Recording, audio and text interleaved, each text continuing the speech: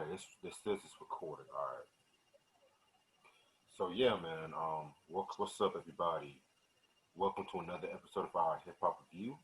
It's your boy Reg in the building. Got my homeboy Try with me. Bro, Um, this is still continuing the whole Motown month because technically this album was released on Motown hey, and shit like that.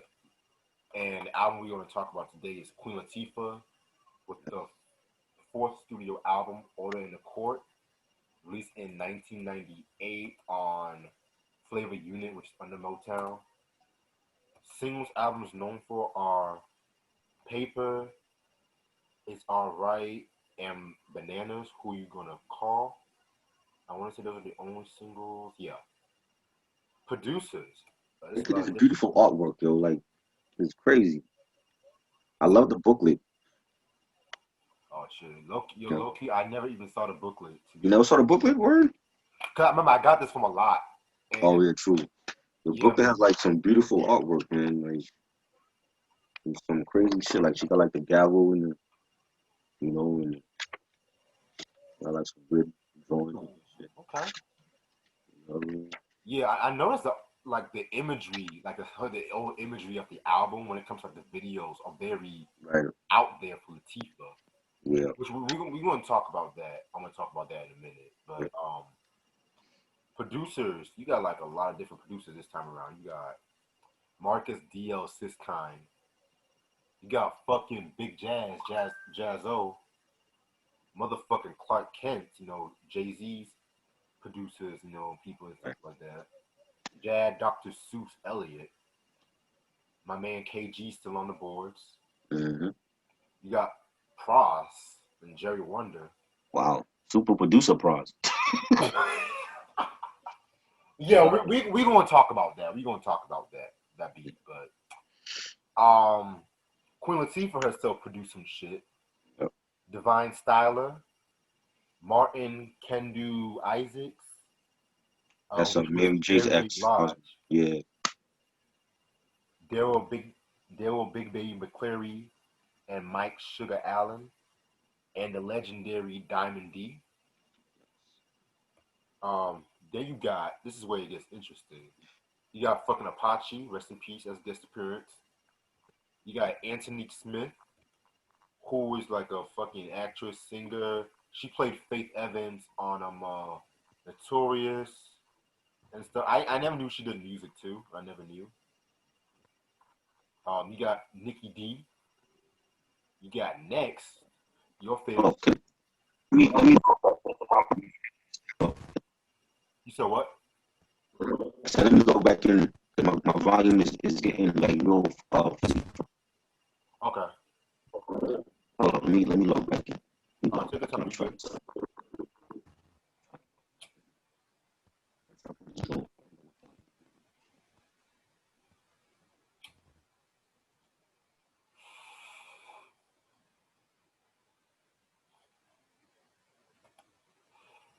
Yeah. So while I try to fixing up the volume and stuff like that, you know, you have Next, you know, RL and them niggas. You got Marquita. You got Inaya Japan, who's known for house music and stuff like that. You got Faith Evans. You got Lil Mo. You got La Femme Marquita. You got Scarlett and Nikki D, which I mentioned, and you got Cisco. So yeah. Now, while I'm waiting for Try, I'm just gonna hold that thought.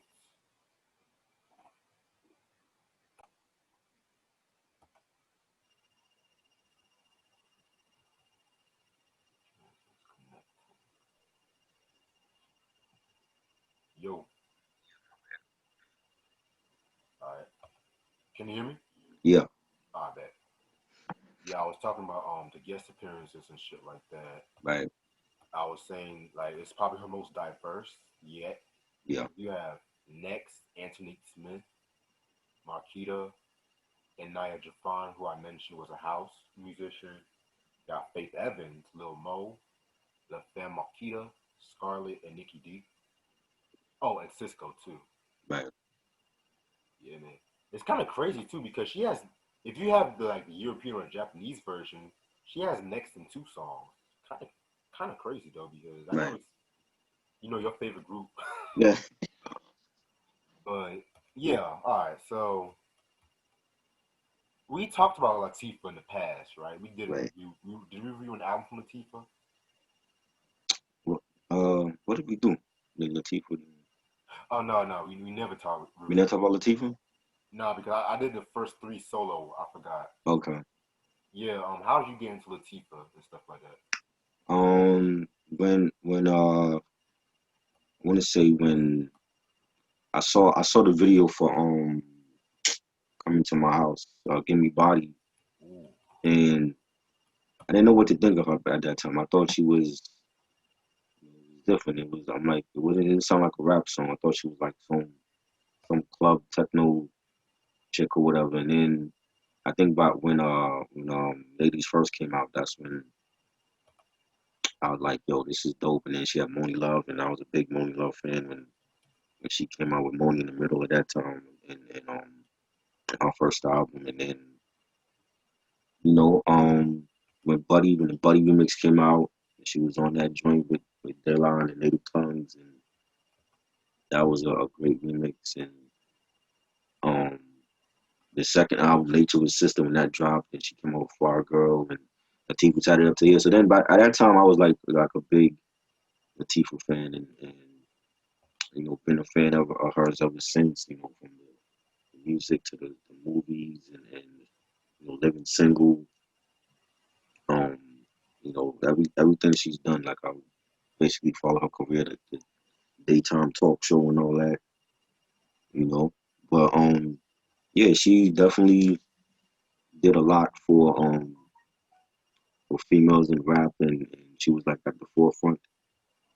When and she definitely is a legend in this game. And I feel like people, especially now, I feel like they you know um, don't give her props, and she definitely deserves all of them, because like if it wasn't for her, I don't know. Like I think she really put females on the map. As far as like mainstream is concerned, and you know um, they definitely need to be saluted more. But yeah, but that was like the first time, like around the time like Ladies First came out, that I really started to pay attention to. got it, got it. All right. To me, call me crazy, but I got my first memory of Queen Latifah was like acting wise. I just gotta throw it out there. Call me Right. crazy, cause me growing up, I don't remember the exact first movie I saw Queen Latifah, but one of the first memories I can remember was the classic. I don't give a fuck what no one says. This movie's classic. Bringing Down the House. Yeah, that was Steve good. Martin. I don't Yeah. care what no one says. I love that movie. Hmm. Classic shit. Um, it's Steve Martin. He always does Right. everything right, but Keep that's going. another story for a different day. But yeah, I always loved that movie. My sister was a huge fan of Living Single and stuff like that. And this was when she was watching it. This is when it was running oxygen and stuff like that, and you had Hmm. the end, all that bullshit. So I always loved like her acting wise. The first song I've heard from her, of course, was U.N.I.T.Y. Classic. Black Rain album, which is her best album. I don't give a damn what no one Yep. says. Yep. Yeah, it Good. was just a very classic song. I just that sinister as beat, and she's one of the few. I'm not gonna say MC. I'm gonna say artist, like hip hop Right. artist, that can honestly say her versatility does not get shined upon because whenever she does the whole singing thing and stuff like that, her jazz thing, it does not come out of reach for her. You know what I'm saying? And I've always loved the fact that she's like very respected in Yeah. everything she's in. You don't really hear no bad things about Latifah. But like I said, we're gonna get into that and stuff Mhm. like that where I discuss who she is. So that's how I got into Queen Latifah. Yeah. So, if you, like I mentioned before, like I said, I reviewed the first three albums from her, which all of them I consider personal classics to me. Mm-hmm. But for those of you who don't know who Latifah is, she was an MC slash actress born in New York, New Jersey. Um, she was mostly raised in East Orange, and actually, and so what happened was, she got her stage name Latifah, which means delicate and very kind in Arabic and stuff like that. And even when she was little, she was acting like a lot and stuff like that. She was in plays like The Wiz. She was in the Wiz play, and then once you got into the '80s, um, she got into hip hop. Of course, she originally started beatboxing. Not a lot of people know that about Queen Latifah. She was in the hip hop group Ladies Fresh and was an original member of the Flavor Unit. And so, truth be told, she joined the whole native tongues movement and stuff like that. Homes like Tribe and De La Soul and so on and so on. And she dropped to like her first recording, like Worth of My Madness, which got her a deal at Tommy Boy Records. And so, pretty much that song, Wrath of My Madness, very ill ass track. I don't give a damn what no one says. I know like a lot of people sampled that track too, Mm-hmm. from everybody from Ice Cube to Gangstar. Then she dropped her first album, All Hail the Queen, in 1989. Very dope album. To me, that's a hip hop classic. Mm-hmm. And I hate to be biased. I hate using this term, but that's personally my favorite hip hop album by a female. I don't give a damn what no one says. And so that album was known for songs like Ladies First, Inside Out, Coming to My House, and so that was a very influential album. And next thing you know, it 2 years later, she had dropped the Nature of a Sister album, which at that time a lot of people were not really feeling that album like that, and that's because like the that was the first time, not like the first time because she did some singing All Hail the Queen, but she had like a lot of R&B and jazz tunes and stuff like that, and a lot of people wanted like a rap All Hail the Queen too, pretty much, and she was also having problems with a label and stuff too because Tommy Boy is very infamous when it comes to handling the clients, De La Soul, and so they dropped her, and also around this time too, um, she was she was pretty much got carjacked. She was victim of a carjacking, and her brother died in a motorcycle accident. And crazy thing is, there was a motorcycle that she bought for him on his birthday or something like that. So she kind of held on back, and this was also around this time she put Naughty by Nature on too.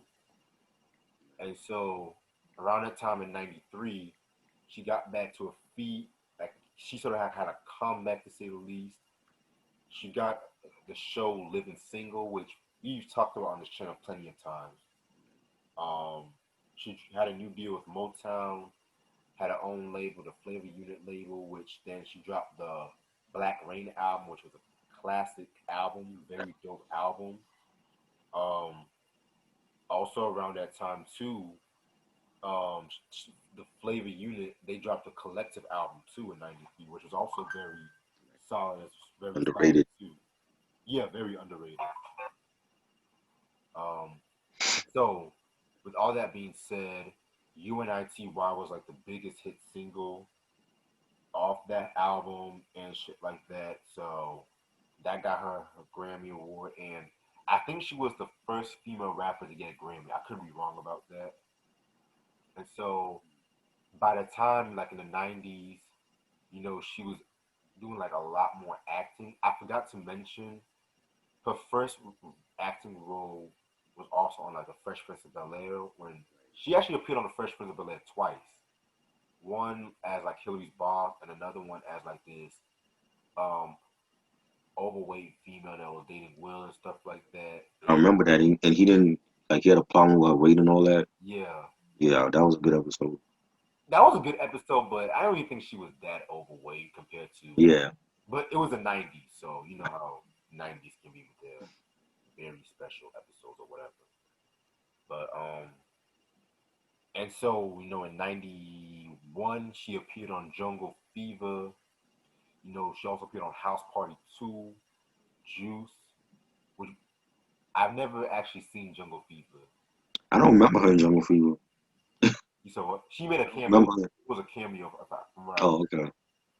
But yeah, Right. I heard a soundtrack a couple times, but I Mm, never seen the movie, which surprised yeah, me. it was controversial for that time. Yeah, Spike Lee, Spike Hmm. Lee, man. Yeah. And so Living Single was like a huge hit, but like what many people thought was like a breakthrough role was Set It Off, which classic movie right there. Vivica A. Fox, Kimberly Elise, Latifah, Jada Pinkett, all did their thing in that movie. She played Cleo, fucking Cleo, man. And so around also that same year, she was arrested for speeding and for carrying marijuana and a loaded gun around that time and shit. You know, um, and so Living Single got canceled in literally the New Year's Day of '98, literally. So that's another story for a different day. Also around this time, she also got into a beef with Foxy Brown because Foxy Brown, at that time she was the new rapper, and a lot of people, she had problems with a lot of people around that time because they thought that she was biting Kim and stuff like that. Mhm. And so Foxy Brown started calling herself. This is from what I've read while Man, looking up this album. She started calling herself like the Queen of Rap, oh boy.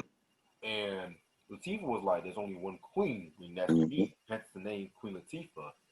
And Right. so Queen Latifah dissed her on Name Calling Part One on the Set It Off soundtrack, which one of my all-time favorite and underrated diss tracks. Name Calling, man, like that beat is crazy. And you had Nikki D on that track too, which is another underrated female. Which we have to talk about the Daddy's Little Girl Oh project. We yeah, got to talk definitely, about Daddy's Little Girl definitely. because I'm still mad that that's her only pro. Album. A lot of female rappers only drop one album. I don't You know. could just It's fuck crazy. them over. Lauren, Mhm. Lauren, yeah, but anyway, so and then fuck, then next thing you know, she dropped the Name Calling Part Two, where she freestyled over the Triumph beat and stuff like that. So, and around that time too, she got back into music heavily. But 1998 was like a very transitional year in hip hop and R&B because by 1998, a lot of the musical peers from that era, like Tribe or Jungle Brothers and stuff like that, they weren't really moving it like that, making a big of an impact. Like Love Movement itself is a different story and shit. And so by 1998, what golden age rapper was making a comeback and stuff like that? Will Smith.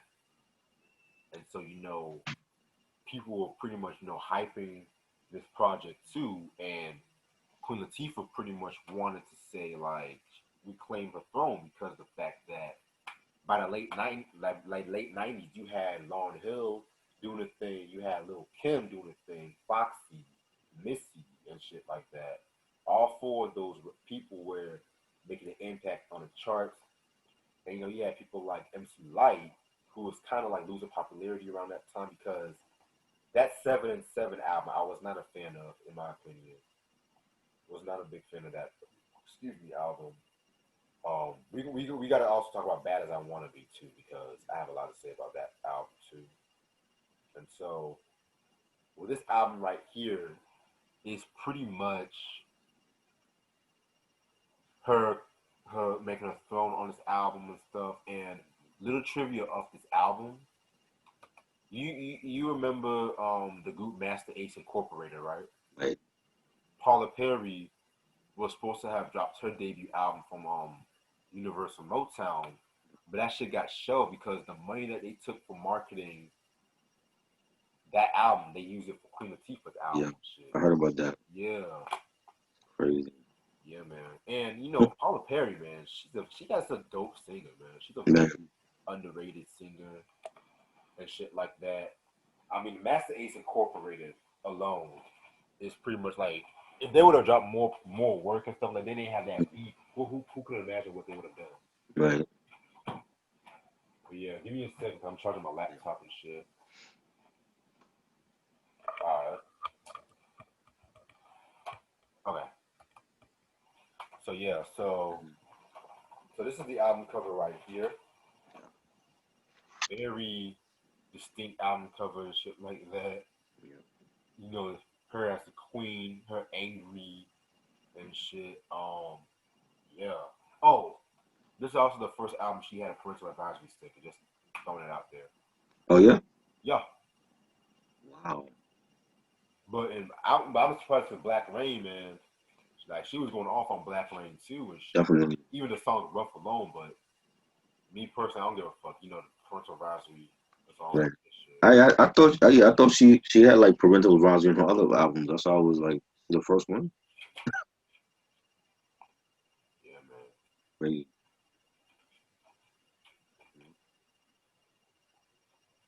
great, some great songs on this album. Right. All right. Before we start, I just have one more thing to say. Yeah. So today was literally the first day I re-listened to the album after about 8 years and stuff like that. So, because when I first heard it, I was ready because everyone at that time, a lot of people was penning this album and shit like that. It's Vibe even called it the most disappointing hip hop album of '98. Wow. Yeah. Really? Mhm. So, 98. I don't know about that. right, because there was a lot of trash in '98. Mm, Das Effects' yep. album in '98. Yep. That was bad. Woo! Damn. Mm. There was a lot of trash in '98. Oh yeah. Sorry, but Definitely. '98 was an underrated year in hip hop because a lot of people wouldn't say that year was the shiny suit era Mm. ish, but you still have some quality like Capital Yeah. Punishment, Mm-hmm. Volume Two, man. Like, Black Star. but Black Star, Yeah. yeah, man. They had some great albums, but you had some trash too in '98. Oh yeah. So when I did this review, I wanted to ask myself like, Yeah. where does this album stand in her legacy after you listening to it? So, oh, I also love the back cover too. Yes, that's great. Back cover. So let's get started. Track number one, Bananas, Who You Gonna Call, featuring Apache. Um, fucking Apache, man, rest in peace. That was like her rider right there and stuff like that, man. This is pretty much one of the hardest tracks off this album. Very ill as beat. Let me pull up Rap Genius, find out who produced this shit. But yeah, man, I definitely her chemistry with Apache is always necessary. I always love her chemistry with Apache and shit. So very dope track. Definitely like it. It has like an industrial type of beat. Real futuristic sound to it. And Latifah, saying, don't back me in the corner, make me do you. Try to do you, be true to you, and do you. And just talking about like the haters and people trying to sound like her and all that. And I liked it. I thought it was cool. It was something different sound for Latifah. Um, I think there's a video for this. I remember Yeah, seeing like the video for that, seeing it like the TV commercial for the album was coming out, and they were playing this joint in paper, and this was like a good single for her. It was like something that you don't normally hear from her compared to like her other singles, and I thought this was dope. yeah, man. Marcus DL actually produced this joint right here. So Oh, dope. yeah. Then track number two, Quarters in Session, produced by Big Jazz. Man, fucking Jazz, man. I've always loved his production. It's Yeah, very fucking clean boom bap. Very underrated cat in my opinion. Definitely. Like rapping, producing right. I always say he was very underrated. Right. So with this track right here, this is a very interesting track because she's right here portraying herself as a judge and just talking about how the current state of hip hop is in shambles, you know. And she also, you know, throwing shots at, you know, Foxy Brown on this track too, if you re-listen and shit. So it's not the first hip hop track where it portrays somebody in court, but it definitely has a lot of questionable lines. Like I like the line when she says, "I want to talk to Illuminati, want to let you ladies whose first hit screen gets me bar. I was dedicated to the party, touring overseas, spreading our culture to different nationality. From MC like Calorie, what you need to do is pay homage and make some sisters challenge me. Like I said, just me on wax. I'll be on value and it will happen when you least expect it exactly." Like very ill ass line right there, man. Love the usage of that Rufus and Shaka Khan sample too. So yeah, this could have been a single on some Oh real yeah, shit. definitely, definitely. Great track. I love the beat. This is one of my favorite songs on the album. Definitely has a nice beat to it, nice soulful sound to it. Latifah saying, I'm back to wreak havoc like El Nino, winds blow, clouds, thunder, spin the earth off its axis. No, me slash rapper slash actress slash if you try to front, get your ass kicked. Definitely a dope song. You got I'm assuming it was uh, uh Big Jazzo on the chorus. You know, saying all lies. I mean, chorus in session. I love that the chorus. And she's singing on the chorus and that was a dope, definitely a dope track. Yeah, it could have had a video for this. I wish there was like a video for this joint because definitely one of my favorites on this album. Yeah, I dead ass agree. Um, Next track we got is No Yes Skit, which leads into the song and stuff like that. Um, Pretty much no skit where like pretty much herself getting talking about she's ready to get some and stuff like that. You know, just get look sound like she's getting ready to go to a club and stuff. You know. Right. And you got the guy on the gun, the skid is like talking about like yo, you got about to put his first gators on tonight. You about to get some, and you get like from the chick, and the chick is like, oh, I'm about to do him something tonight, and she's questioning herself like, should I not? I thought it was cool. It was a nice skit leading up to leading into the next track. Yeah, which leads us to the song with the same name, No Yes. Produced by Clark Kent. Um, Dope producer right there. Pretty much a dope track right here. It's like talking about she should, you know, hit, not like hit, but you know, have sex with this dude or Right. not. Kind of reminiscent of something like Salt and Pepper would have done, in my opinion, Yep.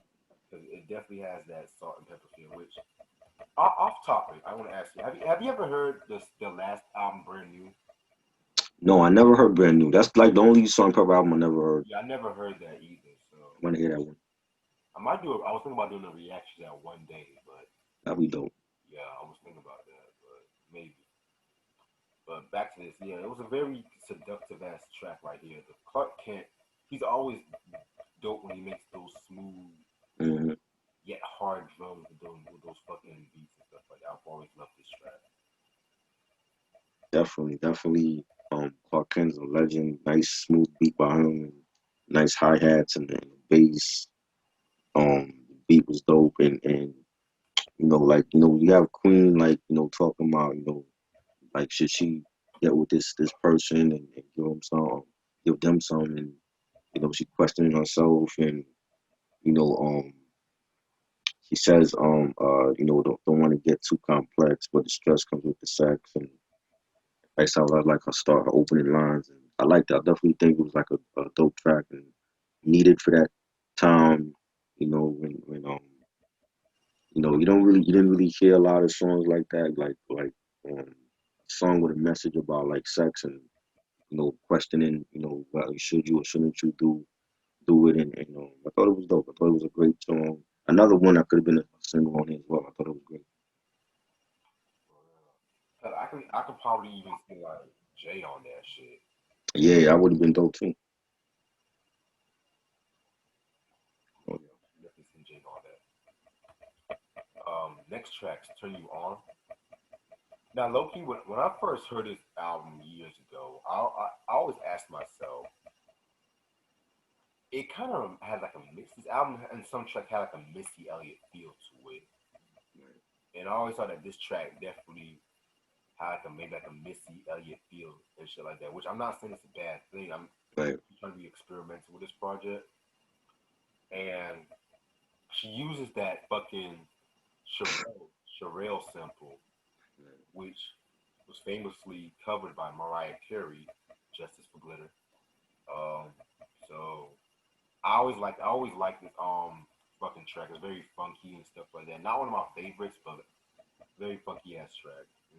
yeah, it was a nice rendition. I still prefer the original one, but it was like a nice one. Like she was like entering like the R&B genre with her singing now and stuff. I thought it was like something different for Latifah at the time, but it was cool. Yeah, because that's another thing too. Because this album is like a lot more R&B Yeah, stuff like that. Because after this, she did like a lot more jazz with the Dana Owens project, which I've heard some good things. I might check that album out one day.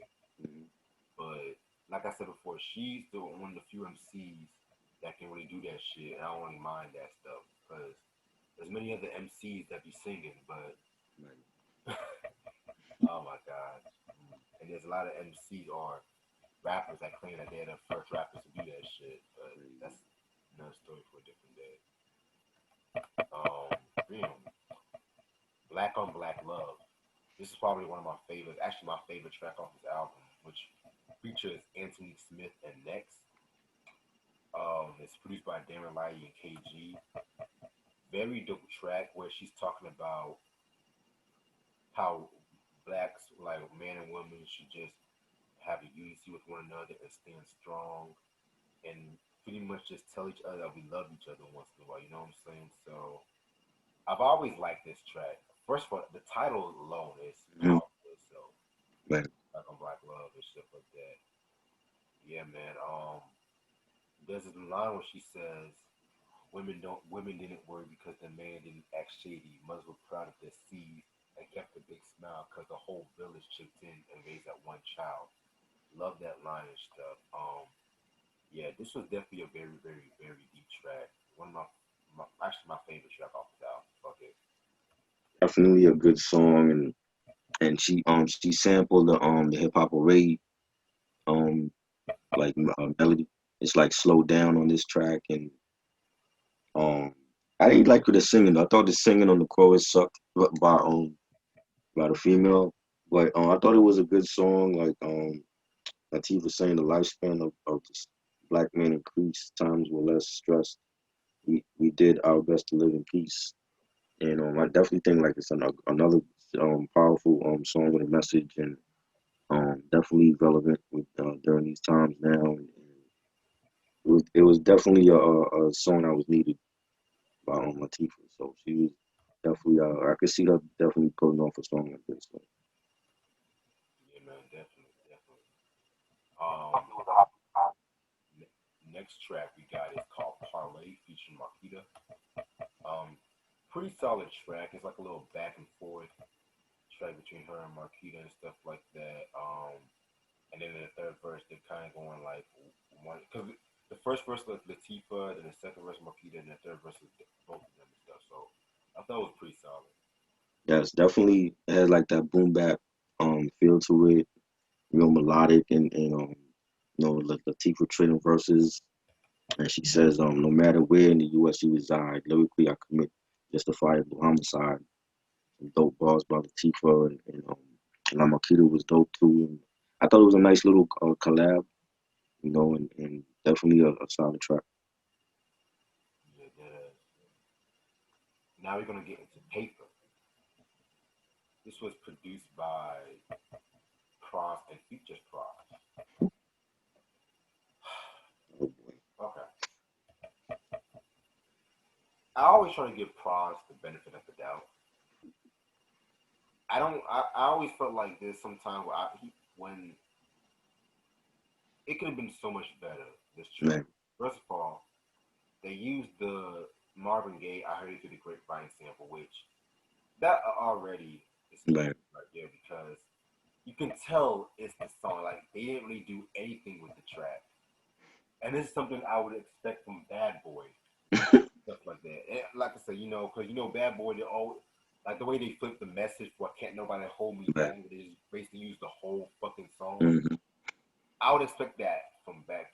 Because Prof is not really a bad producer because the shit that he even did for Redman, Do What You Feel track, that shit was fire. Also, like I said, this has more like the the video. I don't know if it's just me, but the video has like a Hot Boys feel. The Missy Elliott Hot Boys video. Yeah, Yeah, I don't know. It's my least favorite song off this album. I don't, I don't know why they use the Marvin Gaye sample. I mean, if you use a classic sample like that, you should be able to add to it or try, you know what I'm saying, or make it better. I feel like they just like use the sample just because it was recognizable. I don't think it worked for Latifah on this song. Like, you know what I'm saying? She was like singing, like changing the words up and singing it in the same type of melody like Marvin did. Heard you trying to take mine while I shine, you living fake lives. You know what I'm saying? But in the same melody, like heard it through the grapevine. I'm like, well, you ain't Marvin Gaye.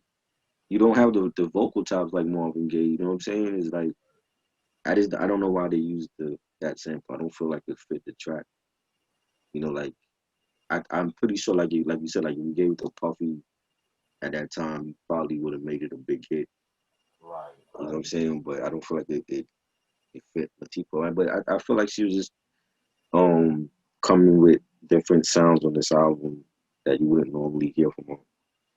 Yeah, You man, definitely.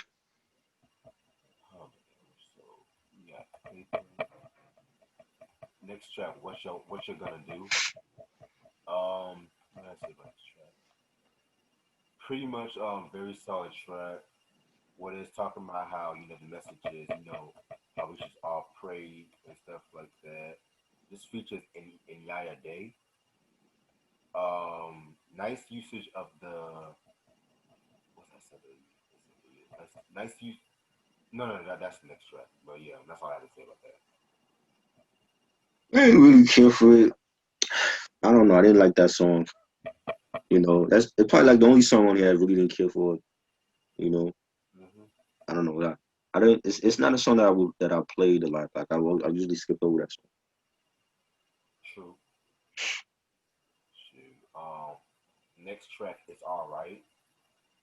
Pretty solid track. This one features Faith Evans and Lil Mo. Yeah, okay. Nice usage of the Alicia Maya sample. That's what I meant to say for this one.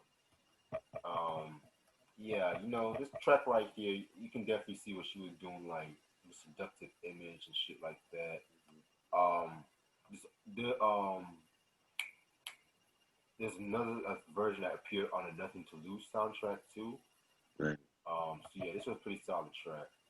Yeah, this is great. I remember seeing the video for this, and when I heard it for the first time, and I think I was on the radio, and they said Queen Latifah. I'm like, that's Queen Latifah singing. I'm like, she didn't sound like herself. Like she sounded like I thought it was Faith Evans. I could hear Faith in the background.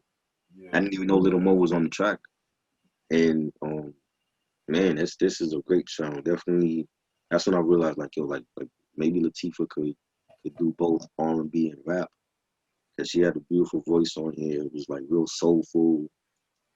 Um, the beat, the bass line.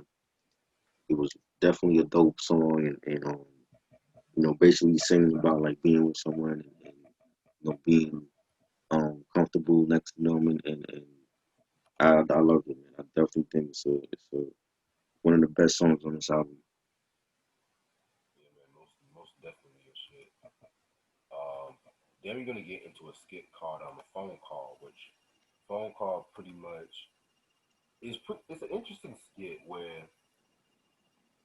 it's like when she says every time I try to get out of the game, they pull me back in Right. and stuff. Because by 1998, Latifah wasn't really rapping as much and shit like that. And because she was too busy acting and producing and all that things and all that jazz. Right. So it's just like we've heard this in like a lot of legends before. Even Big Daddy Kane did it for his Mm-hmm. horrendous Veterans Day album. They feel like they're pulling back in, and this might be something very controversial. And as someone who listened to a lot of hip hop over the years, whenever I hear hip hop legends say something like that, the albums 6 times out of 10 are trash, and it doesn't really make as big as an impact and shit like that. You know what I'm saying?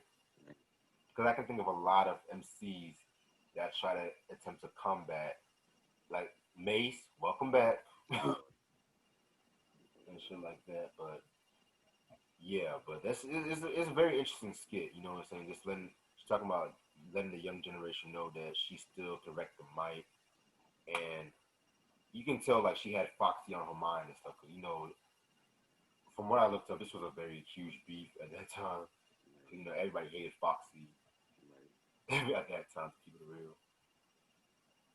It was okay. Like yeah, like she talking about like getting back in the game and these chicks, she's like ready to go at these chicks and set it off, and these chicks are crumbs and all that. It was a funny skit. For real. Um, which leads us into Brownsville featuring Scarlett, Nicki D, and Marquita. Now I admit this is a pretty solid female posse cut, but it could have been a little bit better in my opinion.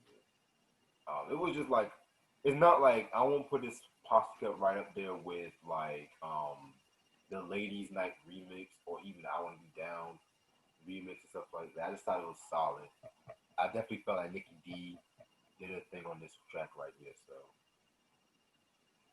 Yeah, it was cool. It was she sampled that on the Tracy Lee joint. I forgot the name of that joint. When he first came out, that was like a big hit with Tracy Lee. And the beat was cool. It was a nice little posse cut. Was I that now this is a weird combination. I don't know. Produced by Diamond D and features Cisco. I would never thought I would hear Cisco and Diamond D on a track together. crazy? I would never thought I'd hear Latifah and Cisco on a track together. Uh, But yeah, this track right here, this was a weird song because it sounded like she was emulating LL Cool J on this track. but Because LL, like in the mid to late '90s, he was definitely at his peak and shit like that. And mm, that fucking Mr. Smith and mm, even Phenomenon was popular.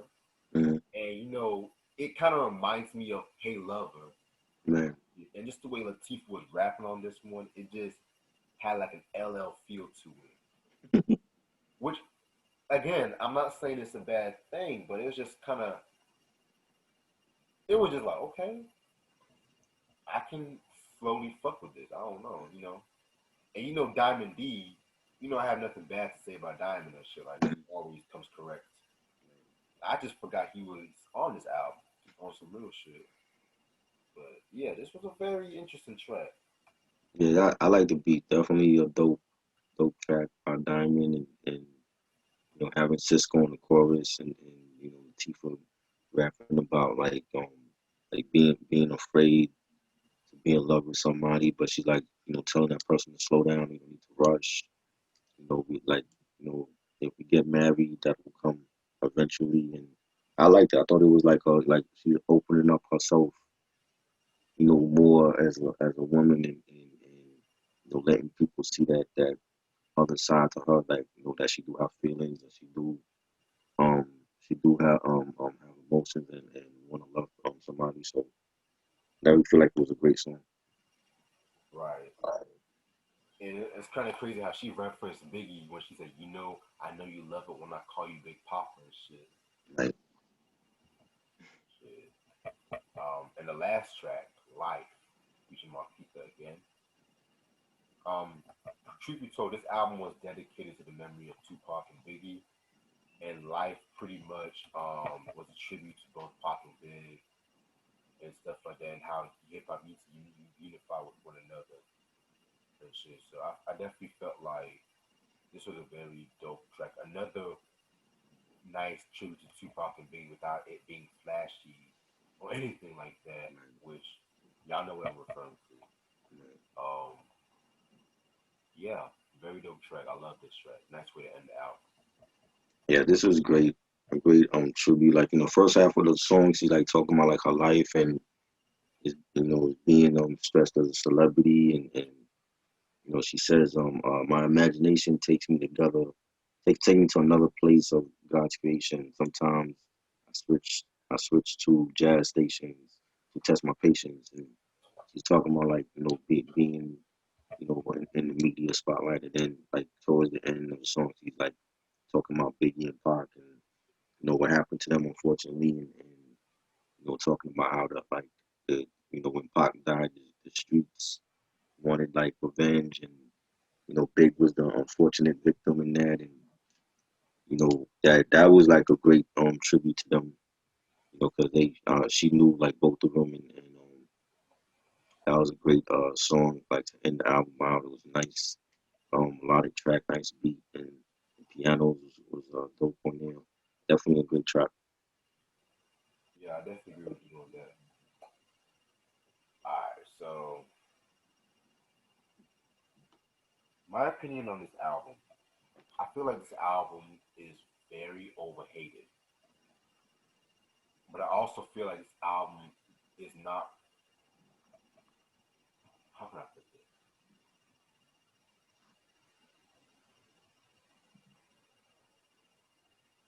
This is a transitional album for Queen Latifah. Let me just say that right then and there because she definitely experiments more with R&B, and I feel like there's like a certain hip hop crowd that does not like when hip hop and R&B collide with one another. Right. And for that crowd, I would not recommend this album. However, if you like how hip hop can diverse with one another, then this album is directly for you. And I personally, I actually like this album. Actually, I actually really like this album. It definitely there was if there was only like two tracks I'll probably won't care for, but in all honesty, I will not put this up there with her first three. But I feel like this album is actually not that bad. I Right. was expecting a lot worse, but there's like I said before, there's plenty of other hip hop albums about hip hop legends that I'm sorry, I'm sick of them getting a free pass. I'm sick of them getting a free pass. Mhm. Run DMC's Crown Royal, Right. horrible album. Like I said, Big Daddy Kane's Veterans Day, not that good.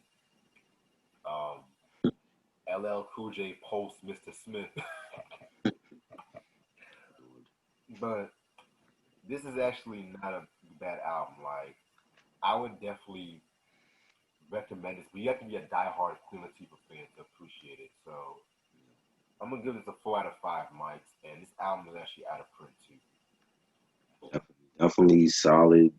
I think being that she was off for so long from Black, since Black Rain, and then I think like jumping back in, she was like she had to like update her sound. So I think that's why we got like songs like Bananas and Paper and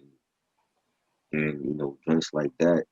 You know what I'm saying? And then it's like having the beat with Foxy, and what I'm saying, and working with different producers like Pras and Diamond D and Jazzo. So that might have played a factor in it. And 98 was a different climate for rap. You know what I'm saying? And when you had Kim and Foxy out, a lot of people shifted towards them. So there was like Latifah was like already looked at as like old at that point. But I thought it was good. I think it's underrated. I think um even for me, I think it was an underrated album. It wasn't like up there with the first three albums, but I think it was solid. Like All Right and No Yes and Life and Quarters in Session. I love those joints. Definitely a solid album. And like you said, like you got to be a real Queen Latifah fan to really appreciate this album for the time it came out. When you had like Pun and Cannabis and Nori out doing their thing, and Jay-Z was blowing up with Volume 2, Lauryn Hill was blowing up on a solo album. Like when we talking about 98 albums, I totally forgot this came out in 98. I thought it was like 97 or something. Definitely a underrated album. It's not bad at all. Like there's only like one song I hate, but I mean everything else is dope. Like it's just a different sound from her other albums. And I definitely would give it like a 4.5. Definitely underrated. So Yeah, definitely. All right, so that's the Queen Latifah ordering the court and shit like that. I'm probably gonna stay on for like another 10 minutes and yeah, shit. Um, so pretty much, basically, the hotter than July review and shit like that. That's gonna be a very fun review because I don't know. I was just thinking to myself, mm. would you put that up there with his classic period album?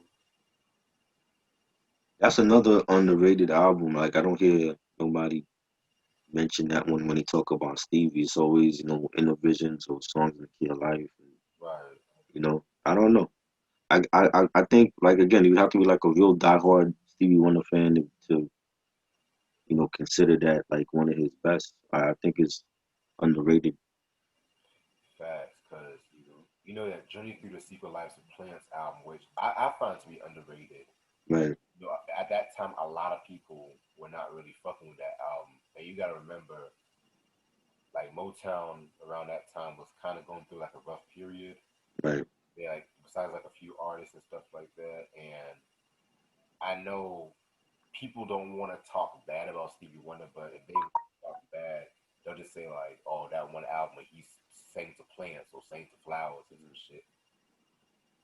Then when Hotter Than July came out and stuff like that, not a bad song. That's had songs like Rocket Love, All I Do, um, Master Blaster Jamming and shit like that. And right, it's just like, this is probably one of his last classic albums because he's not an artist I would say dropped a bad project. Like he dropped right. some good to so albums, which I might talk about one day, but it's just that Hotter Than July was just that apex for him, you know.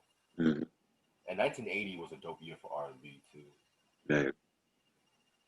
You had And like when you look back at some of these artists and our projects that go under the radar, then you can always go back like years later and be like, oh well, shit, I totally overlooked this album.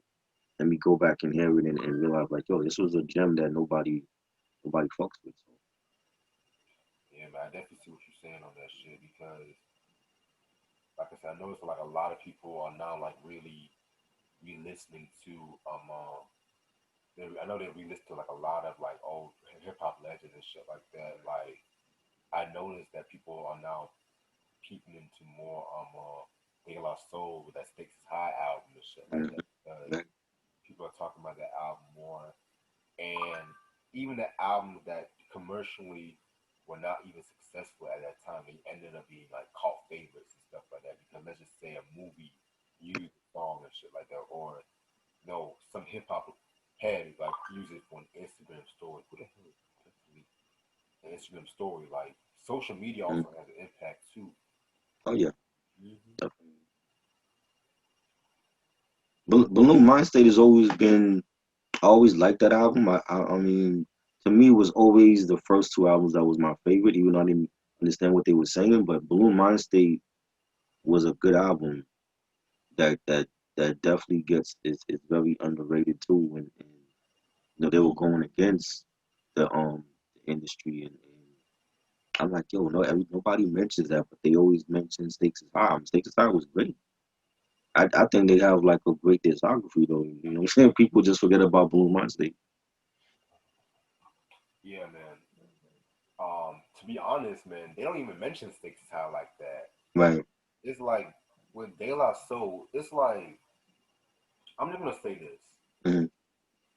When it came to Balloon Mind State, you have a lot of people that love the album and a lot of people that hate the album because the message behind the album was just like, commercially. What the hell? Hold on. Let me refix my record. Can you hear me? Yeah. Okay. Like commercially, they were going against the grain with that fucking album and stuff like that. And Right. it's just the fact that there were songs like this, even the songs that they picked as singles were not being Mm-hmm. very good songs on a hip hop single, like "Break of Dawn," Right. "Ego Tripping." If I'm not mistaken, "I Be" was like a little single. If I'm not mistaken, Yeah.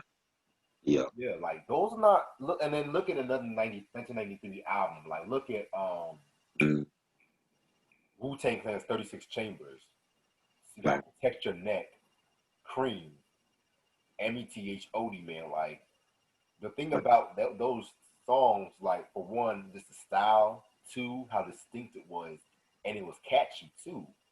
Like METHOD, man, compared to Break of Dawn. And Yep. yeah, Exactly. it's just the fact that Balloon Mindset was very ahead of its time because of the fact that even though I felt like that was more of a precursor to Stakes is High, because you Right. talk about how True. MCs go pop and whatnot, and then compared to Stakes is High, where hip hop is in a turmoil. Mm-hmm. Look at what's going on today. So, and the thing I feel like with De La Soul is just the fact that they need some more fucking respect. Yeah. Like, yeah, Definitely. they got the hip hop honors. Yeah, they got all of that. But I felt like in recent years, and I blame this on mostly on the Tommy Boy. I mostly blame this on Tommy Boy because it's like people just forget about them. It's like, and you don't hear them discussed as much as Tribe or as Right. Gangstar is getting a lot more recent love in the past decade and a half and shit. And then even when it comes to the West Coast, the Far Side, even the Roots, you don't Yep. hear them talk as much as them and shit like that. Where De La Soul pretty much was like the original, and I hate using this term, but backpackers. Right. That's true. Hell, Kanye West, you won't have Kanye without De La. Mm-hmm. Let's be real. Let's be fucking I real. I don't know. Even back in '93, I felt like when Break of Dawn came out, like they were being forgotten about because like the music was going hardcore. You had Onyx and you had Wu-Tang coming out, and the gangster rap was big. And even when they came out with Blue Monster, I felt like might be the end of Dilla. Like a lot of people wasn't checking for them at that point because it wasn't cool to bump. That type of hip hop. He wasn't bumping Dre and Snoop. It was like people looking at you weird at that time. And I've always loved them, and I felt like even back then they were being slept on, and I'm like, shit, like, are we gonna after this, like, we might not hear from De La again, and then they came back with a Stakes is High, and that was a great album, and everybody jumped on that bandwagon again with them, and I'm like, shit, well, where was the love in '93 when they came out with that album? Because I didn't see it. I I feel mean, you, man. people like the hip hop head appreciated it, but a lot of cats that wasn't checking for them no more because of gangster rap and all that. They wasn't bumping Breaker. I think I bumped Breaker Dawn at a cookout I had back then, and a lot of people. I remember a lot of like family members wasn't feeling it. I'm like, yo, y'all sleeping on De La Soul? You know what I'm saying? Y'all sleeping on Damn shame. y'all know me myself and I and and Buddy and roller skating Jam named Saturdays, but they wasn't really feeling that De La shit at that time. Man. I didn't really understand why at that time, but I see it was because of the climate of the music was changing. So, You know what I also think it is? mm, This might sound kind of weird, but I generally don't think De La Soul has that one signature song. And let me explain what I mean by mm, this because with with like a hip hop with a rapper, when it comes to like a rapper's signature song, it usually falls in the same realm or the same category and stuff like that. You know, Right. like with Jay Z. If I can think of like three signature songs from Jay Z, it'll probably be Hard Knock Life, Dead Presidents, and fucking H to the Izzo. If you ask me, and even with fucking Nas, shit, this might be a hard one, but I will New say York State of Mind. New York State of New York State of Mind. Yeah. I don't want to say all Illmatic songs, so yeah. But that's what it is, really. Nas is like, Yeah, Nas is like, and One Mic. yeah, See, all in that same realm. With De La Soul, even on their fucking album and shit like that, they right. always going against the grain so many times. Like with Me, Myself, and I, you Mm-hmm. got fucking Parliament and stuff, but then you have fucking um plug tuning and shit like that. Right. And then with fucking De La Soul is Dead, man, that's a Like people know them for Me, Myself, and I, but that's like the casual yeah. listener. They like not they're not the rap fans. They know the song because they might have like heard it on pop radio or something. Oh, I know that song, but they don't Or listen to Della. Buddy, Right, Buddy remix. right. They Yeah. don't listen to Della. So that I think that would be like they signature song if they have to go on like Jimmy Kimmel or something to play. But they don't know anything else past that. You know what I'm saying? So um yeah, I always felt like they deserve more respect coming from a native tongue clique and everybody talks about Tribe, but they forget about De La and Jungle Brothers. We could go down the list. You know, to be honest, man, Mm, I'm not really the biggest Jungle Brothers fan, but I right, do respect them because they brought house music to hip hop. right. And I did like some tracks off the first album too. Yeah. I wasn't big on Jungle Brothers. I want to say until like maybe '93 when they came out with On the Run, the On the Run remix with Q-Tip. That's probably like the yeah. I seen that video a lot, and I remember like seeing them, you know, with the house, the girl out of house who joined, and they played that a lot, and seeing Africa and Strictly Business, and he was a actor at that point, and but I wasn't big on their music until like '93. I want to say so, but even with them, it's like I don't when it comes to native tongues, I don't hear nobody like really mention them. It's always Yeah. Tribe or they know Black Sheep, but they don't really like talk about Jungle Brothers, but they talk about Drez and Black Sheep. And Black Sheep to me only got like one good album, so you know Whoa, what I mean. whoa, whoa, whoa. Hold on. You didn't like the second album? Now I didn't like now. I mean nonfiction. The thing I like about it was they let Mr. Long rap on more songs, which is what he should have been doing on the first album. But I didn't like the production on it. And they did the label at that point when the label did very little promotion because they were like already done with them or whatever. So I never really cared. That's why I didn't run out and get it because I didn't care. Like the first one I ran out and got because I liked it. But I don't know. I never cared for their discography. Like I didn't hear nothing else after Nonfiction. I know they got other albums, but Nah, I think you like Nonfiction? A lot of people I love that album. Like it's and that's another thing when you're talking about like the internet and that, like there's certain albums that have like cult followings. So, like, a lot of people love Nonfiction. I didn't like it when it came out in was it '95 it came out? 90, 94. yeah, Yeah, to me, I have to listen to those albums because it's been years since I checked out Black Sheep, but mm, Dress is like one of those MCs. He was just I kind of put him like with the Grand Pooba. He was right, just so charismatic on the mic. I just feel hmm so sorry for Mr. Long because yeah, niggas just forget Mr. Long. right. And I'm hearing Dresses doing an album over Jay Dilla beats. But yeah, I was on the IG live when he talked about that over the summer. He was on the journalist Sincere podcast IG live, and he was talking about like Jay Dilla's mother gave him the blessing to like go through his beats and pick out which ones he want to Oh, do this Dilla and Drez album. So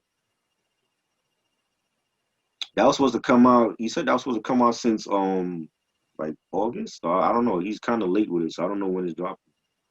yo, I can't wait for that shit. Cause Yeah, hopefully it come out. yeah, like I said, and yeah, man, Jay Dilla, man, Yeah.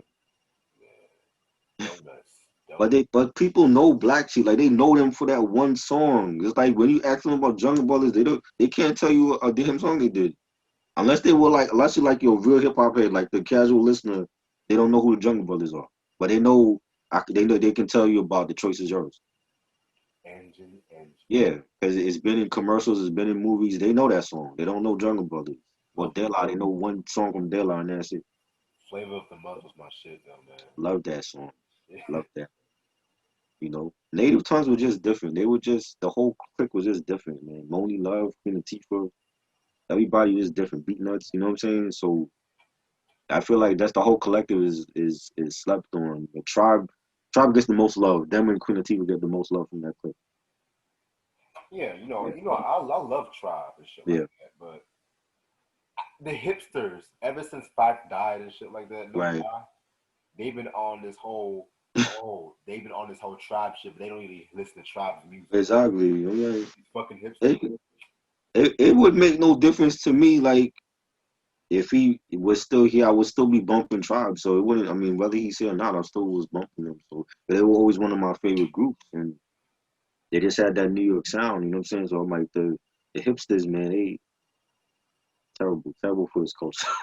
And don't get me wrong, I admit I got into Tribe like '08, Right, '07 and shit like that. But at the same time, I've done my research on Tribe. I know my right. shit about Tribe. Can no nigga tell me about I don't know shit about Tribe? 'Cause I know my shit about Oh Tribe. yeah, for sure. But it's just like I try to talk to this motherfucker. They be having I hate when these motherfuckers wear the fucking hip hop albums as the shirt Hmm. and they don't know shit about the fucking album. As a Exactly. music head, that shit just gets on my fucking nerves, man. Yeah. I seen Like, females do that online too. They wearing, Midnight Marauders or they wearing a oh Cuban my link tee, god. and they don't know a damn thing. They holding the vinyl and taking a picture. I'm like, but you don't know nothing about that album. You just Yo, buying it because it look proud, fire on you or whatever. I know I told you about the War Report shirt story. I know I told you about that. Yeah, you told me off. I remember that shit. But this nigga had literally a War Report shirt. I was Mm. so fucking hyped. I ran into I was yo. So what's your favorite track on the album? He's like, You don't know nothing. I don't know. To get that fucking shirt off me. Oh, man. Oh shit. Shit. It's crazy. I And don't even know, with man. girls, man. I think I might have to do an episode about like the most like the albums that had like the most cult following on the internet, like something like that. Because there's a lot, Oh yeah, man. especially when it comes to hip hop. I don't know about I don't really know about R&B, but hip hop is there's a lot of Oh, R&B. mm, Oh, I know a few. there's albums that have like cult followings in R&B. Yeah, 12 play. 12 play, you know? I always thought 12 play is a classic though. I mean I that. mean, it's a classic, Mm, but people in the 20 teens, a lot of R&B singers try right. to remake certain songs from it or do what Kells did. And then there's like a lot of motherfuckers. Like I was talking to my worker in the Mm, library. She gonna say R. Kelly sings better than Michael Jackson. I was like, whoa, oh, whoa. oh, that's a hot take. And you know me, I've always thought the self-titled was the best out of the R. Kelly albums. Right. I've always this is not the vodka talking. This is always me talking Yeah. this shit. Yep. Which that review is coming next month. I don't give a damn. I don't even give a nigga unsubscribing because I'm listening to R. Kelly. I don't give a fuck. I'm gonna make my fucking point clear. The Right. self-title needs to be fucking applauded. Yep. For sure, I agree. Like I said, I love 12 play. I fuck to 12 play. Mm, But at the same time, I always consider 12 play the Illmatic of fucking R&B right. because that's all motherfuckers celebrate. Right. They don't celebrate TP2.com. They don't celebrate the R. They don't celebrate fucking Chocolate Factory. Right. Sure. Hell, Love Letter deserves to be mentioned. Definitely. That was a dope album. Like, say what you want to say about R. Kelly, but that nigga between '93 and 2004, he was on a mission. I don't care what no Definitely. one said. I didn't care for TP3 Reloaded. I didn't care for that bullshit. That's the one with Trapped in the Closet. Yeah, that was that one. Well, Trapped in the Closet, that's in the discussion by itself, man. Shit. Fuck. Cause I like the first initial chapters, but when he started doing all that crazy shit Yeah. with the commercial accent, I was like, nah, nigga. Then the you can do it, Rufus, or what? Nah. I was like, yeah, this is cheesy as fuck. But Yeah. I remember when he performed that shit in the fucking, I think with the VMAs or some shit. That shit was epic. Yeah. I remember that. And when as a song by itself, when the choir hits, Mm-hmm. it says she up in the closet. Like, as song wise, that's one of his best songs. I'm not gonna lie. Right. But I just felt like certain songs should not be made into movies. Certain songs should be made as songs. I agree. Certain videos should not be overdone, over essentialized and shit. I hate when artists do that bullshit. With like, I love him to this, but I never understood why Michael had a 30-minute music video for Ghost. Like, I don't know. I don't think I saw that one for Ghost, the Ghost joint. mm-hmm. Yeah, I didn't see that joint. I only seen clips of that, but I never like seen like the whole thing. Yeah, man. See, we said we 10 minutes. It's been 10 more minutes past. So shit. But yeah, it's just like like I said, and the Blood on the Dance Floor remix album Right. was not really one of my favorites and shit Yeah. like that. And ironically, it's because of the remixes. I didn't like the remixes. Hey, I didn't even buy that one. I remember when that came out. If he would have kept those new songs like Blood on the Dance Floor, Superfly Sister, Right. that could have been a little nice little classic EP. But Mm-hmm. he didn't even put the Scream remix with Tretch. Right. Oh my fucking I remember god! hearing that. I remember hearing that. Damn. All that remix was some trash. The beats was trash, man. Like, Crazy. What's that yo, song? The song he did from the remix video. I mean, from the remix album, and he's like, is it called Blood on the Dance Floor? That video. yeah, when he's wearing all red and shit. Yeah, I remember Yeah, seeing. I'm like, I didn't like that remix. yeah. That song. Truth be told, the first time I heard that was around the time he died. Right. I did not. That song had to grow on me. Right. See, like I said, I'm an honest MJ fan. I'm not like one of these people that be like, "Oh, he made all of this was class E." I'm honest. I never cared for that song at first, but it was like it wasn't until like 2014, 2015. I Right. thought like, she got your number. She know you. And in the video when he's like, she got your number. Mm-hmm. Right. But and even the mixing on that remix album, I didn't really care for. I didn't like the mixing like that. Mm. What did you think of the Invincible album? Invincible was cool. I don't know. Like some of the songs to me, well, Teddy Riley was on that one too, right? I think on a few tracks, yeah. Ronnie Jerkins. I don't know. I think I don't know. Ronnie Jerkins at that time, it was like for him to like handle like the bulk of the production.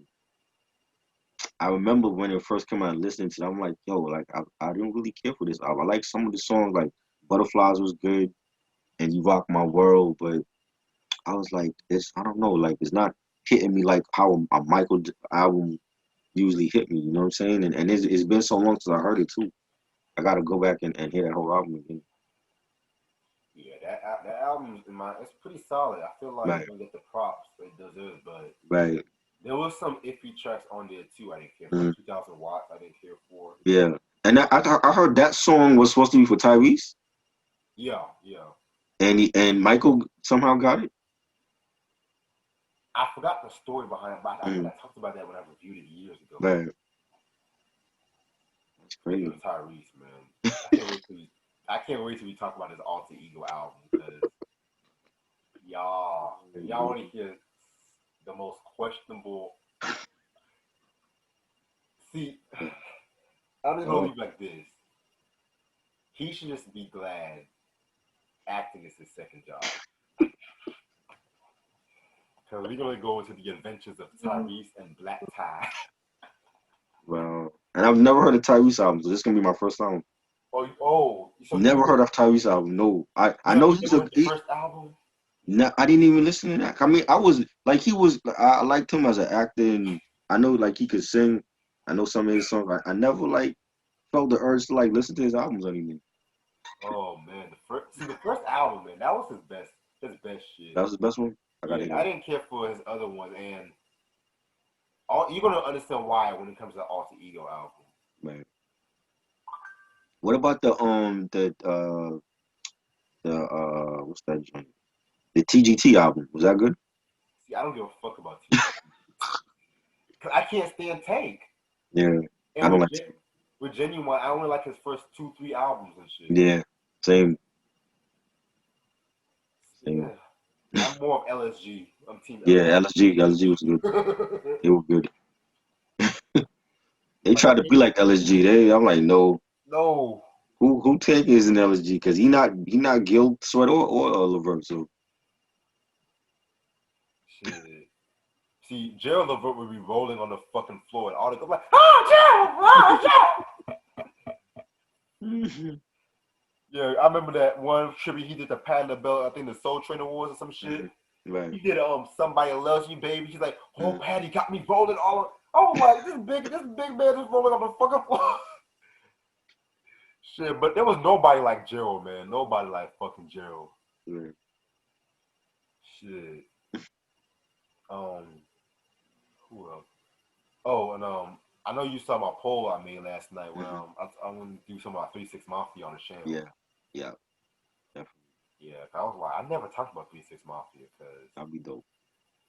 That'd be good. shit. I'm not surprised Mystic Styles got the most votes and shit. Man, for sure. Because in my opinion, that's the first trap album right there. They still got a huge following. So For real. Like all these motherfuckers that talk about Young Jeezy and T.I. Like I like them, but 3 6 mhm. Mafia Right. foundation was the foundation of that motherfucking shit. Definitely. Like street robbery alone, just that drum beat and Hmm. the little pitch down vocals, like Right. niggas doing that shit even to this motherfucking day. Hmm. Like Crazy. when all my niggas talking about Rob, come on, man. That was back when fucking Paul and Juicy was at their fucking prime. Hmm. Yep. I don't give a fuck about what they're doing now, man.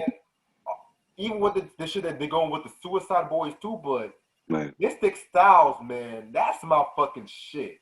Hmm. Live by Your Rep, one of the hardest diss tracks in history. They went in on Bone. Mm. Shit, We man. still waiting for that battle. We ain't get that yet. Yo, that battle was shut down the air. Y'all talk about Brandy and Monica? No. Speaking of verses, I lost all musical respect for Swiss Beats after that Um. Janet Jackson comment. And this is what the media does. They try to pitch black women against each other. Talk about Janet Jackson ain't got shit on Missy Elliott. I'm like, what?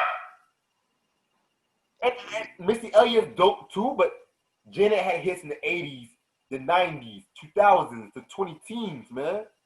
Mhm. Like no shade to Missy, but her illness let her have that break and shit like that, and she Mhm. is just now getting her hip hop royalty and stuff like her hip hop props to this day. This day she's getting her shit. Mhm. But you wanna pitch for Shanti and Keisha Cole and shit. Okay. That I don't understand. Mister, I haven't had a hardly good beat since '02 and shit, man. Like fuck out my face. I think it had to be something going on. Maybe Janet didn't want him producing or like rejected his beats for one of her albums. It has something because it's like the second time he did it, and I'm like, I don't know. Like Alicia Keys is good, but she ain't Janet. So I mean, if he feel like Alicia Keys is the best out, and I'm like, Alicia ain't Swizz Roberta Flack. exactly like Swizz is pussy whip because your wife is good, but she not Janet. Shit. She's not Janet, and I just think it was a bad matchup. Like Janet and Missy, that's a bad matchup. You know, Low key, I feel like with certain artists, you can't put them in the verses, in my right? opinion. Exactly. Like, if I was to see Janet against somebody, I would probably say Mariah. Right. Mariah's a good Yeah. opponent. But Definitely. Janet and Missy, and Yeah. that it might be good because Missy got hits. Right. Producing, hit wise, Raven Simone album, she got hits. Yeah. Yeah. Janet Demeter Joe Jackson. Minus her first 2 albums, each of those Right. other albums, she got hits. She got Exactly. timeless hits. Yeah. Even Discipline. Yeah. Even Discipline. Even Discipline. And you know, man, you know how we're gonna talk about Discipline one day, because Right. like I said, I'm an honest fan, man. I listen to every fucking thing. I'm not like one of these motherfuckers that say every motherfucking album is good or so. No, nigga. Y'all saw what I did at Talib's Beautiful Struggle? Yeah. Oh shit. It was. I thought it had some decent songs. It's not like a great album though. Shit. That album was Food Lion Soul Food. Uh, That album was Wegman's Macaroni and Cheese. wow. Oh shit. Oh nah, man. Nah. No. Mm-mm. His best solo album is Quality. Quality was a great album. Well, Quality was what it was. Quality. Right. Quality, Eardrum, and Liberation. Yeah. And the, A Drum I gotta hear. I gotta hear that one. and the first Reflection Eternal album, because the second one Yeah. was trash too. Yeah, I didn't like that second one. Nigga, I think he had Gucci Man on that shit, man. Oh man. I think Wow. Talib and Gucci Man. that was around that time when Tyler was trying to do that little trap shit too. God. Like, It don't work for everybody. Like they don't understand that. shit. It do not work for everybody. And he has a weak discography as a solo artist too, so you know. See, Most Def. She should just take Most Def's advice and shit. Exactly. Most Def got better albums than him, that's all. Hell, the New Danger is better than anything in Tyler's Mm-hmm. discography. I don't give a fuck what nobody Yep. says. Yep. Facts. Baby, slow it down. Don't waste your time. You and me gonna be here for a while, okay? Man, the panties, my nigga. Mm-hmm. The way he just that's another MC that can sing too. Exactly. Yumi Shit. Says, I love that song. You said what? Yumi Says, that was a great song. Ooh. Love that song. Great classic. Love. Yeah. He has some great songs. The whole Black on Both Sides album Mm-hmm. is the male equivalent of Miseducation of Lauryn Hill. Definitely. No, well, that's going on my Facebook right now. I want to cause some controversy tonight. I'm gonna cause some controversy tonight. So late. Huh? You causing controversy at 1:38 in the morning. Nigga, I'll be up till 5 o'clock making music and poetry, man. Man. Black on Both Sides is Gosh. the male equivalent to Lauryn Hill's Miseducation of Lauryn Hill. I need to get that. I never bought Black on Both Sides. Shame on me for not getting that. I can get it for you one day. Yes, I definitely need that in my collection because I always love Most Def. You don't hear about Most Def in the media or nothing. Like he real quiet. He stay to himself. That's how it should be for artists. Like you want it. It's not about followers and who you sleeping with and all that. And you know, Shit, I remember listening to that fucking Black on Both Sides for the first time. mm-hmm. Oh my god, man. Oh, Not a bad track on that album, man. It's just love that album. mathematics. I even love Miss Fat Booty, man. Yes. I know. I can't. That Aretha Franklin sample, man, is what got Yep. to me. Yep. And you know, those are like iconic songs, and even for like the people that's not hip hop heads like us, man, that's a great album. I don't know why I slept on that album. I really have no explanation of why I don't have it yet. You know, I can't even blame you on that, because Right.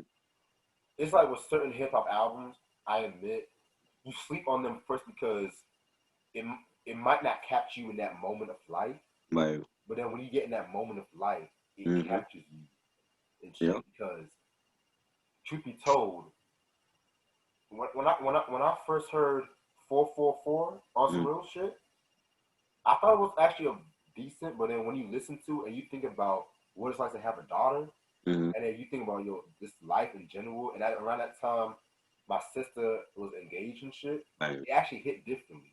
Just having that foundation and the importance of a legacy. Right. Which we still have to talk about the Carter's Everything Is Love album. We got to talk about that Yeah. because that's a trilogy. That's a musical trilogy because Mm-hmm. Cardi B's trying to make the next Lemonade because since she's divorcing Offset now, Mm-hmm. she said this next album is going to have a lot of Beyonce influence with the Lemonade album. So, Wow. which I don't understand why motherfuckers are surprised. Exactly. I'm not. I'm like, Offset been doing this stuff since they got together. Man, You know. I don't give a fuck, man. Let me ask you a question, and this is Mm. just: would you marry Cardi B just as a man? Hell no. I don't even know if I would sleep with her. Like, I don't, man. When you look like a woman like that, she just it's so many issues with her. It's like you gotta you gotta be like a strong dude to handle all like baggage and drama. It's just you know what I'm saying. I don't you know what I'm saying. I don't have patience for women like that, and that shit would not last with me. You know what I'm saying? Like I don't know. I don't man salute the Offset because I mean maybe that's why he did what he did. Maybe it's like to get away from her. I don't know, but You know, Cardi B saw her own personality and she looked like the type that she just gonna do what she wanted. She ain't gonna care what you gotta say and you know what I'm saying? you know what I think? I just feel sorry for the kids in this situation. Right. I'm sorry because I hate when Hollywood couples do this stupid shit. Mm-hmm. And I hate when motherfuckers just cheat in your if you're not fucking happy, leave the Right. fucking relationship. Don't make a mockery and don't make a Right. mockery of yourself in the relationship talking about oh we're married but at the same time I can't stand sleeping with you and shit like that. Like it's so stupid. Like Mm-hmm. why the fuck would you waste that fucking person's time when you put all that fucking time in your fucking relationship and shit? Right. And now your fucking kid, which how old is that kid by the way? Like 3, 4? I don't Yeah, know. she might be like 3 or 4 Now she has to read about this shit. Think about all of the mental shit that's gonna be in her fucking head and stuff like that. Because now. on some real shit, I was reading Janice Gay's book. Yeah. Mm-hmm. And it's kind of crazy all this shit that those two went through. Like think about how Nona Gay Right. just dealt with that fucking bullshit and stuff like that. You know what I'm saying? It's crazy. Like it's just I'm just feel so sorry about the kids in this situation. Like yeah. But you want to go around slinging your fucking dick everywhere. And I saw this one fucking meme. Mm-hmm. Whenever niggas cheat, they post introspective shit to get sympathy. And Quavo gonna post some shit like, "I miss my grandma" after the day of the divorce. I'm like, get this motherfucker out of my face. Yo. I didn't No, even know that. Wow. because every time I had to think about that because every time I hear about niggas cheating in my circle and in my energy, they always post some introspective shit or be on Twitter trying to get some sympathy. I'll just be like, yo, and, and, and fucking wait, not is it Offset or Quavo that's married to Cardi? I'm sorry, I get Yeah, those. Offset. Okay, Offset. Yeah.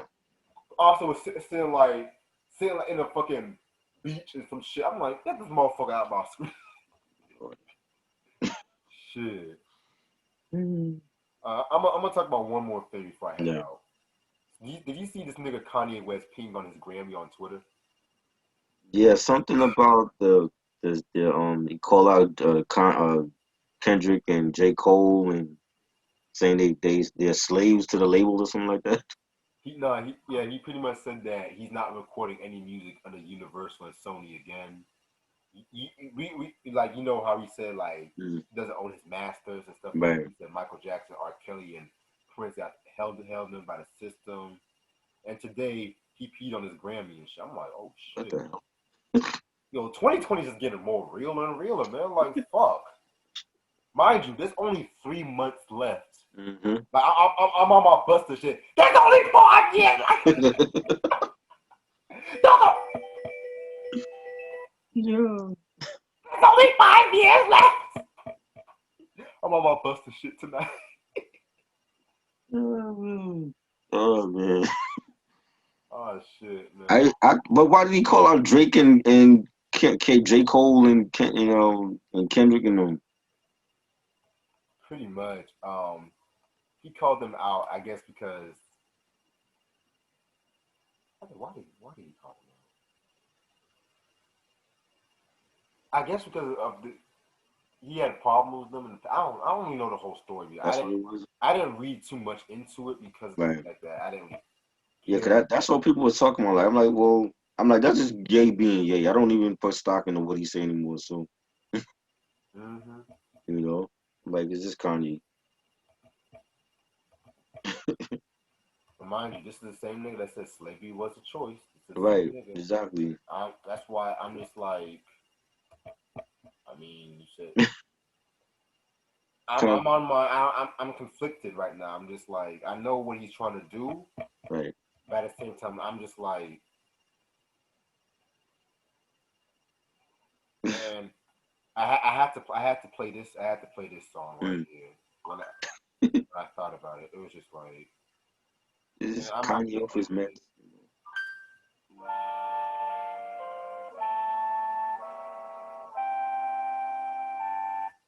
Yeah, shit. But anyway, I might have ended off for the Yeah. night and shit because this shit might take a long time to upload. I'm trying to have this uploaded by the morning tomorrow. So, Yeah, man. But this was fun. This was yeah, actually this was fun as good. fuck. This was fun. I like these fucking Yes, Zoom Zoom is dope. chats and shit because it's like we can go strictly do whatever the fuck we want, Yeah. stuff like That's that. the way it should be. I don't know why streaming on tripping. Shit. And yeah, I know my motherfuckers gonna be all like, "Oh no, I can't speak in the chat and shit like that." Well, fuck it, just us talking and shit, just going. Speak in the comments, you know what I Yeah, mean? man. Okay, so thank y'all so much for watching this episode of Hip Hop Review. I do apologize if this is a bit too lengthy. However, like I said before, this is a very interesting album from Queen Latifah and stuff like that. It's another part of the Motown month, Yep. and yeah, September's already closing down on us right now. So this upcoming Friday, we're gonna talk about Hotter Than July, which I really cannot wait to talk about that album. I'm still trying to find out what's going on with my why 2001 still has not come yet. Right. But this Sunday, if that doesn't come, I already have a surprise lined up. All right. I'm gonna stay tuned on that one because y'all not gonna be ready for this review. And HNIC is gonna be on the 27th. All right. What else? What else? We are gonna talk about Diana Ross's album next. The live reaction you doing on Friday night. Oh yeah, Armani Caesar's the Liz Yes. album, which Hopefully it's I good. already do not like the album cover, man. Yo, that album cover almost scared the shit out of me. I was like, damn, Elizabeth Taylor is like one of the most beautiful women, like white women alone and shit like that. And they find some way to ugly her up with that third eye. She's like, no, girl. Now I'm really worried. But it's gonna be a live reaction tomorrow night. Actually, tonight at midnight. It's going down and shit. So hopefully, if anything happens, otherwise I'll let you know ahead of time, try. But All hopefully right. tonight is gonna happen. Word. As usual, this is your boy Reg in the building. Hope everyone has a good night. Stay tuned for more. Donate to the Patreon at Reg Reviews. Follow me at MC Reg Music. Twitter at Real Reg. Peace. Peace.